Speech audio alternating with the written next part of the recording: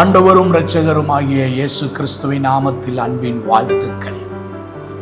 இன்றைய தேவனுடைய வார்த்தை பரிசுத்த மார்க் எழுதின சுவிசேஷம் 4வது அதிகாரம் 40வது வசனம். அவர் அவர்களை நோக்கி, ஏன் இப்படி பயப்பட்டீர்கள்? ஏன் உங்களுக்கு விசுவாசம் இல்லாமல் போயிற்று என்றார். சீசர்களும் இயேசு கிறிஸ்துவும் படகிலே பிரயாணப்படுகிறார்கள். அந்த பிரயாணத்துல பெரும் காற்று மோதி அடிக்கிறது, பெரும் வெள்ளம் எழும்பி வருகிறது. சீசர்களோ, ஆண்டவரே, நாங்கள் மடிந்து போகிறோம், எங்களை இரட்சியும் என்று கதறுகிறார்கள். எழும்பின ஆண்டவர் சீசர்களை கடிந்து கொள்ளுகிறார். ஏன் உங்களுக்கு விசுவாசம் இல்லாமல் போயிற்று என்று சொல்லுகிறார். ஆண்டவர் இந்த புயலிலே, இந்த பெருங்காற்றிலே அவருடைய சீசர்களுக்கும் நமக்கும் இன்றைக்கு கற்றுக் கொடுக்கிற ஒரு பாடம், உலகத்தில் இருப்பவனை பார்க்கிலும் உங்களில் இருக்கிறவர் பெரியவர் என்ற ஒரு ஆவிக்குரிய பாடத்தை தேவன் கற்றுக் கொடுக்க விரும்புகிறார். நீங்கள் ஆராதிக்கிற தேவன் எப்படிப்பட்டவர் என்பதை அறிந்து கொள்ளுவதற்காக, அவர் புயலை விட பெரும் காற்றை விட பெரியவர் என்று அறிந்து கொள்ளுவதற்காக, கற்றுக்கொள்ளுவதற்காக தேவன் இந்த புயலை நம்முடைய வாழ்க்கையில் அனுமதிக்கிறார். பிரச்சனைகளை பார்க்கிலும் தேவன் பெரியவர்.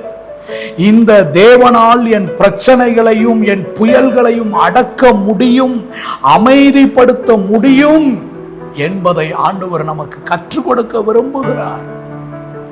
ஏனென்றால் அடுத்த காலங்களில் இதைவிட மோசமான புயல்களையும் மோசமான பாடுகளை நாம் சந்திக்க வேண்டியதாயிருக்கும்.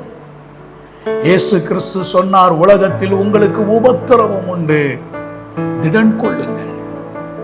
அப்ப அடுத்தடுத்து இருக்கிற உபத்திரவங்களை நாம் சந்திக்கும் பொழுது பயப்படாமல் தைரியத்தோடு எழும்பி நின்று செயல்படுவதற்கும், அடுத்து வருகிற போராட்டங்களிலே தேவன் மேல் நம்பிக்கை வைப்பதற்கு, ஷாத்ராக், மேஷாக், ஆபுநேகோ போல நாங்கள் ஆராதிக்கிற தேவன் எங்களை விடுவிப்பார் என்ற ஒரு நம்பிக்கையையும் விசுவாசத்தையும் வெளிப்படுத்துவதற்காக ஆண்டவர் நமக்கு கற்றுக் கொடுப்பதற்காக இவைகள் அனைத்தையும் நம்முடைய வாழ்க்கையில் அனுமதிக்கிறார். நம்முடைய வாழ்க்கையில் வருகிற ஒவ்வொரு போராட்டமும் நமக்கு ஒன்றை கற்றுக் கொடுக்கிறது, நமக்கு ஒன்றை சொல்லிக் கொடுக்கிறது, நமக்கு ஒரு அடிச்சுவடுகளை உண்டாக்குகிறது.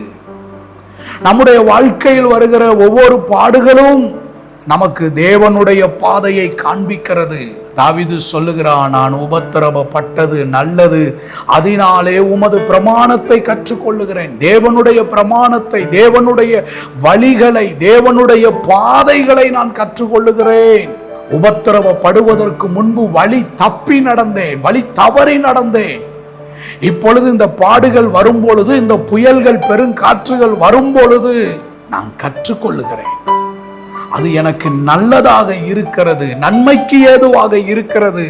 அதை என்னை ஆவிக்குரிய ரீதியிலே நடத்துகிறது, தேவன் மேல் நம்பிக்கை வைக்க உதவுகிறது.